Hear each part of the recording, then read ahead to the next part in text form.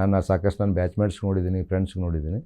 So ಈ ಒಂದು ಏನು 10 to 12 ಇಯರ್ಸ್ ಅಥವಾ ಒಂದು 15 ಇಯರ್ಸ್ ಇನಿಷಿಯಲ್ ಪೀರಿಯಡ್ ಇರ್ತದೆ, ಅದರಲ್ಲಿ ಯಾರು ಅದನ್ನು ಓವರ್ಕಮ್ ಮಾಡಿ ಇಲ್ಲ ನಮಗೆ ಹೆಲ್ತ್ ಇಂಪಾರ್ಟೆಂಟು, ಇಲ್ಲ ಮುಂದೆ ನಮಗೆ ಪ್ರಾಬ್ಲಮ್ ಆಗ್ತದೆ ಪ್ರೊಫೆಷ್ನಲಿ, ಪರ್ಸ್ನಲಿ, ಒಂದು ಫ್ಯಾಮಿಲಿ ಲೈಫಲ್ಲಿ ಅಂತ ಯಾರು ಅಂದ್ಕೋತಾರೆ, ಸೊ ಅವರು ಅದನ್ನು ಓವರ್ಕಮ್ ಮಾಡಿ they will achieve what ever they want. ಆ ಥರ ಒಂದು ಜರ್ನಿಯನ್ನು ನಾನು ಸ್ಟಾರ್ಟ್ ಮಾಡಿದೆ. Because I was over wait and very much obeys ಇದ್ದೆ. ಸೊ ಭಾಳ ಲೇಜಿ ಫೀಲ್ ಮಾಡ್ತಾ ಫಿಟ್ ಅಂಡ್ ಫೈನ್ ಆಗಿದ್ದೀರಿ. ಸೊ ಸೂಪರ್ ಕಾಪ್ ಅಂತ ಅಂದಾಗ ನಮಗೆ ನೆನಪಾಗೋದೆ ಫಿಟ್ ಆಗಿ ಫೈನ್ ಆಗಿ, ಬಿಕಾಸ್ ಸಿನಿಮಾಗಳಲ್ಲೆಲ್ಲ ಹಂಗೆ ತೋರಿಸೋದು, ಒಂದು ಇಮ್ಯಾಜಿನೇಷನ್ ಅಲ್ಲಿಗೆ ಹೋಗ್ಬಿಡುತ್ತೆ. ಈಗ ನೀವು ಅದೇ ತರ ಇದೀರಿ ಕೂಡ, ಬಟ್ ಆದ್ರೆ ಈ ಟ್ರಾನ್ಸ್ಫಾರ್ಮೇಶನ್ ಅಷ್ಟು ಈಸಿ ಆಗಿರ್ಲಿಲ್ಲ ಅನ್ನೋದು.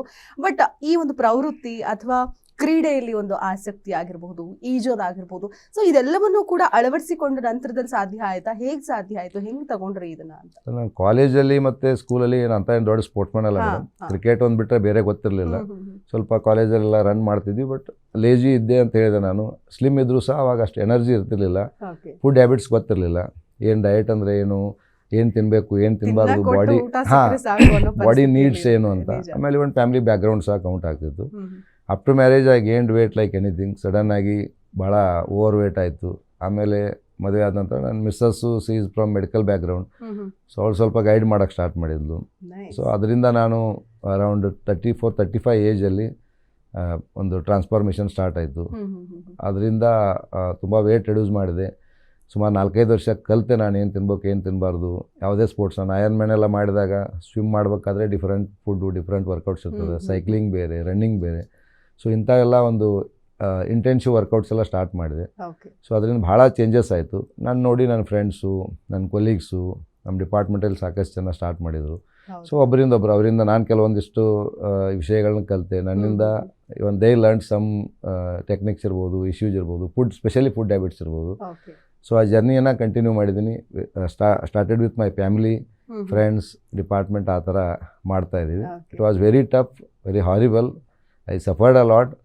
ಬಟ್ ಖುಷಿ ಅನ್ನಿಸ್ತದೆ. ನೀವು ಹೇಳಿದಾಗೆ ಫಿಟ್ ಆ್ಯಂಡ್ ಫೈನ್ ಅನ್ನೋಕ್ಕಿಂತನೂ 20s ಯಾವ ಥರ ಫೀಲ್ ಮಾಡ್ತಿದ್ದೀನಿ, that feeling I am having at 40s.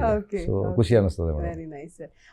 ಅದೇ ರೀತಿ ನೀವು ನಡೆದು ಬಂದ ಹಾದಿ ಕೂಡ ಅಷ್ಟು ಸುಲಭದೇನಾಗಿರ್ಲಿಲ್ಲ. ಸೊ ಎಲ್ರಿಗೂ ಏನು ಅವಾಗಿನ ಕಾಲದಲ್ಲಿ ದಪ್ಪ ಇದ್ದಾರೆ ಅಂದ್ರೆ ಅವರು ಸುಖವಾಗಿದ್ದಾರೆ, ಆರಾಮಾಗಿದ್ದಾರೆ, ಯಾವುದು ಕಷ್ಟ ಇಲ್ಲ ಅಂತ. ಬಟ್ ಆದ್ರೆ ನೀವು ನಡೆದು ಬಂದಂತಹ ಹಾದಿಯನ್ನ ಮೆಲುಕು ಹಾಕೋದಾದ್ರೆ ಈ ಒಂದು ಸ್ಥಾನಕ್ಕೆ ಬರೋದಕ್ಕೆ ಬಹಳಷ್ಟು ಪರಿಶ್ರಮ ಪಟ್ಟಿದ್ದೀರಿ. ಒಂದು ಸಾಮಾನ್ಯ ಬಡ ಕುಟುಂಬದಿಂದ ಬಂದು ಒಂದು ಇನ್ಸ್ಪೆಕ್ಟರ್ ಆಗೋದು ಅಂದ್ರೆ ಬಹಳಷ್ಟು ಹುಡುಗರಿಗೆ ಅದೊಂದು ಕನಸಿನ ಕೆಲಸ ಅಂತ ಹೇಳ್ಬೋದು, ಡಿಪಾರ್ಟ್ಮೆಂಟಿಗೆ ಸೇರಬೇಕು ಅನ್ನೋದು. ಸೊ ನೀವು ಯಾವ ವಯಸ್ಸಲ್ಲಿ ಅಂದ್ಕೊಂಡ್ರಿ ಈ ಒಂದು ಡಿಪಾರ್ಟ್ಮೆಂಟಿಗೆ ಸೇರಬೇಕು ಅಂತ? ಹೇಗಿತ್ತು ಆ ಜರ್ನಿ? ಅಗೇನ್ ಈಗ ನಿಮ್ಗೆ ಹೇಳಿದಾಗೆ it was very tough journey. Because I am from very poor family. ನಮ್ಮ ಅಜ್ಜಿ ಮತ್ತು ನಮ್ಮ ಮದರ್ ಬೆಳೆಸಿದ್ರು ನನ್ನನ್ನು. ಸೊ ಯಾವುದು ಡ್ರೀಮ್ಸ್ ಅಂತ ಇರಲಿಲ್ಲ. ಬಟ್ ಚೈಲ್ಡ್ಹುಡ್ಡಿಂದಾನೇ I was meritorious student till 9th. ಚಿಕ್ಕವರಿದ್ದಾಗ ಏನು ದೊಡ್ಡವರಾದ್ಮೇಲೆ ಹಿಂಗಾಗಬೇಕಂತ ಏನಾರು ಇಲ್ಲ, ಮುಂದೆ ಬಂತು ಮೇಡಮ್. ನಾನು SSLC ಫೇಲ್ ಆದೆ. SSLC ಫೇಲ್ ಆದಾಗ 9th ತನಕ ನಾನು ರ್ಯಾಂಕ್ ಸ್ಟೂಡೆಂಟು. ಸಡನ್ನಾಗಿ ಫೇಲ್ ಆದಾಗ ಭಾಳ ನಿಮ್ಗೆ ಗೊತ್ತಿದೆ, ಕ್ರಿಟಿಸಿಸಮ್ ಎಲ್ಲ ಹಾಳಾಗ್ತದೆ ವಿಲೇಜ್ ಲೆವೆಲಲ್ಲಿ. ಸೊ ನನ್ನ ಫ್ಯಾಮಿಲಿಗೂ ಅದು ಎಫೆಕ್ಟ್ ಆಯ್ತು. ಪರ್ಟಿಕ್ಯುಲರ್ ನಮ್ಮ ಅಜ್ಜಿ ಮತ್ತು ನಮ್ಮ ಮದರ್ ಅಷ್ಟೇ ಇದ್ದರು. I lost cricket madam, cricket ಹುಚ್ಚು. ಸೊ ತಂದೆ ನಾನು ಚಿಕ್ಕವನಿದ್ದಾಗನೇ ಕಳ್ಕೊಂಡಿದ್ದೆ. ಹಾಗಾಗಿ ನಮ್ಮ ತಾಯಿ ಮತ್ತು ನಮ್ಮ ಅಜ್ಜಿ ದುಡಿದು ನನ್ನನ್ನು ಸಾಕ್ತಿದ್ರು. ಸೊ SSLC ತಿಳುವಳಿಕೆ ಬಂದಿತ್ತು. ಬಟ್ ಫೇಲ್ ಆದೆ. ಅದನ್ನೇ ನಾನು ಚಾಲೆಂಜ್ ಆಗಿ ತೊಗೊಂಡು ಫಸ್ಟ್ ಇಯರ್ ಅಡ್ಮಿಷನ್ ಮಾಡಿದೆ. ಸೊ ಅವಾಗೂ ನಾನು ಜಸ್ಟ್ 2nd ಕ್ಲಾಸಲ್ಲಿ ಪಾಸ್ ಆದೆ. ಏನು PUC 2nd ಇಯರಿಂದ ಒಳ್ಳೆ ಫ್ರೆಂಡ್ಸ್ ಸಿಕ್ಕರು. ಅವರ ಒಂದು ಹೆಲ್ಪಿಂದ ಅಗೇನ್ ನಾನು ಅಪ್ ಟು ಡಿಗ್ರಿ ಮುಗಿಯೋ ತನಕ ಮತ್ತೆ ರ್ಯಾಂಕ್ ಸ್ಟೂಡೆಂಟು.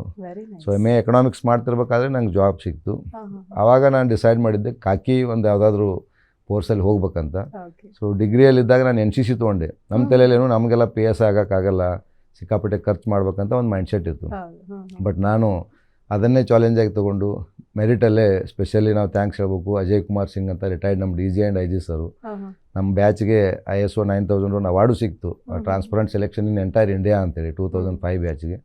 ಸೊ ಅವರ ಆಶೀರ್ವಾದ, ವಿಶೇಷವಾಗಿ ನಮ್ಮ ತಾಯಿ ಮತ್ತು ನಮ್ಮ ಅಜ್ಜಿ ಆಶೀರ್ವಾದದಿಂದ I got selected in 2005 as a PSI. ಮುಂದೆ ಅದಕ್ಕೆ ಮುಂಚೆ ಅಟೆಂಪ್ಟ್ ಮಾಡಿದ್ರ ಅಥವಾ ಇಲ್ಲ, ಫಸ್ಟ್ ಅಟೆಂಪ್ಟಲ್ಲೇ ಪಾಸ್ ಮಾಡಿ. ಇನ್ನೂ MA ಎಕನಾಮಿಕ್ಸ್ ಕಂಪ್ಲೀಟ್ ಆಗಿರಲಿಲ್ಲ. 3rd ಸೆಮ್ ಓದ್ತಾ ಇದ್ದೆ ಧಾರವಾಡ ಕರ್ನಾಟಕ ಯೂನಿವರ್ಸಿಟಿಯಲ್ಲಿ. ಸೊ ಅವಾಗಲೇ ನಾನು ಸೆಲೆಕ್ಷನ್ ಆದೆ. ಅಂದರೆ ನೀವು ಆಲ್ರೆಡಿ ಎಜುಕೇಷನ್ ಬ್ಯಾಕ್ಗ್ರೌಂಡಲ್ಲಿ ಪೀಕಲ್ಲಿ ಇದ್ರೆ, ರ್ಯಾಂಕ್ ಆಲ್ರೆಡಿ ಮತ್ತೆ ಬರ್ತಾ ಇತ್ತು, ತುಂಬ ಚೆನ್ನಾಗಿ ಓದ್ತಾ ಇದ್ರಿ. ಅದು ಹೆಲ್ಪ್ ಆಯ್ತಾ? ಕಂಪ್ಲೀಟಾಗಿ ಪ್ರಿಪ್ರೇಷನ್ ಹೇಗೆ ಮಾಡ್ಕೊಂಡಿದ್ರಿ? ಸರ್ಕಲ್ ಚೆನ್ನಾಗಿತ್ತು ಮೇಡಮ್, ಒಳ್ಳೆ ಫ್ರೆಂಡ್ಸ್ ಇದ್ದರು. ಸೊ ಅವ್ರ ಜೊತೆ ಡೈಲಿ ಇಂಟ್ರ್ಯಾಕ್ಷನು ಆ ಥರ ಮಾಡ್ತಿದ್ವಿ. ಆಮೇಲೆ ನಂದು ಸ್ಟಡೀಸ್ ಸ್ಕೆಡ್ಯೂಲ್ ವಾಸ್ ಡಿಫ್ರೆಂಟ್. ಎಲ್ಲರೂ ಡೇ ಟೈಮ್ ಸ್ಟಡಿ ಮಾಡ್ತಿದ್ರು, ನೈಟ್ ಮಲಗ್ತಿದ್ರು. ನಾನು ಎಲ್ಲರೂ ಮಲಗಿದ ನಂತರ ನಾನು ಸ್ಟಡಿ ಸ್ಟಾರ್ಟ್ ಮಾಡ್ತಿದ್ದೆ, ಬೆಳಗ್ಗೆ ನಾನು ಮಲಗ್ತಿದ್ದೆ. ಟೋಟಲಿ ಮೊದಲಿಂದನೂ ಸ್ವಲ್ಪ ಡಿಫ್ರೆಂಟು.